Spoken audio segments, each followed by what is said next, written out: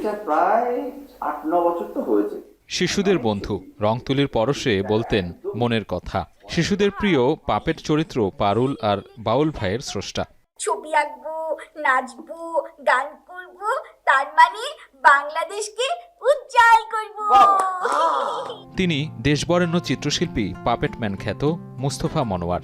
Television ও puppet শিল্পের মাধ্যমে শিশুর প্রতিভা বিকাশ আর আনন্দময় শিক্ষাদানে তাঁর অবদান অবিস্মরণীয়। রংতুলির আঁচড়ে এবং পাপেটের সুতোয় তিনি শিশুদের মনে বুনে দিতেন সততা, মানবিকতা আর দেশপ্রেমের বীজ।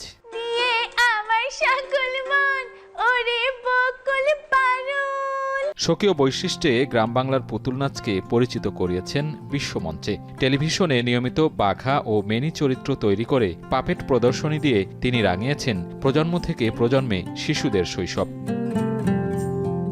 থেমে গেল গুণী এই শিল্পীর রঙিন ক্যানভাসের আঁকিবুকি। চলে গেলেন পৃথিবীর মায়া ছেড়ে। দীর্ঘদিন অসুস্থতার সাথে লড়াই করে ৯১ বছর বয়সে মারা যান তিনি। এর আগে ২০২৪ সালের সেপ্টেম্বরে একদফা লাইফ সাপোর্টে নেওয়া হয়েছিল তাকে।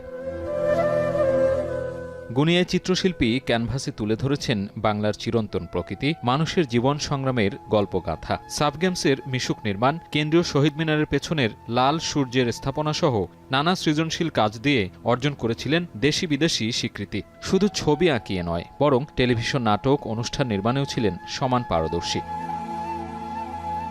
কর্মজীবনের শুরুতে ছিলেন চারুকলার শিক্ষক, পরে দায়িত্ব পালন করেন বাংলাদেশ টেলিভিশনের উপমহাপরিচালক হিসেবে। এরপর একে একে দায়িত্ব পালন করেছেন শিল্পকলা একাডেমির মহাপরিচালক, জাতীয় গণমাধ্যম ইনস্টিটিউটের মহাপরিচালক সহ এফডিসির ব্যবস্থাপনা পরিচালক হিসেবেও।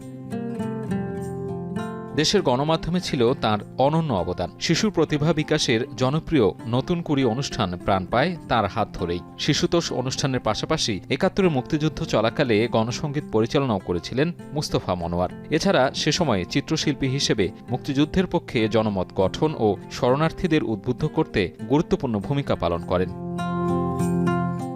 সৃজনশীল কাজের স্বীকৃতি হিসেবে পেয়েছেন অসংখ্য সম্মাননা। ছাত্রাবস্থায় তেলচিত্র ও জলরং প্রদর্শনীতে শ্রেষ্ঠ পুরস্কার হিসেবে পান স্বর্ণপদক। ৯০ দশকে টেলিভিশন নাটকে অবদানস্বরূপ পান টেনাসিনাস পুরস্কার। শিল্পকলায় বিশেষ অবদানের জন্য ২০০৪ সালে ২১ পদকে ভূষিত করা হয় বরেণ্য এই শিল্পীকে। এছাড়া ২০১৯ সালে বাংলাদেশ শিল্পকলা একাডেমি কর্তৃক সুলতান স্বর্ণপদক পান মুস্তফা মনোয়ার। মেরিল প্রথম আলোর পক্ষ থেকে ২০০২ সালে পান আজীবন সম্মাননা পুরস্কার।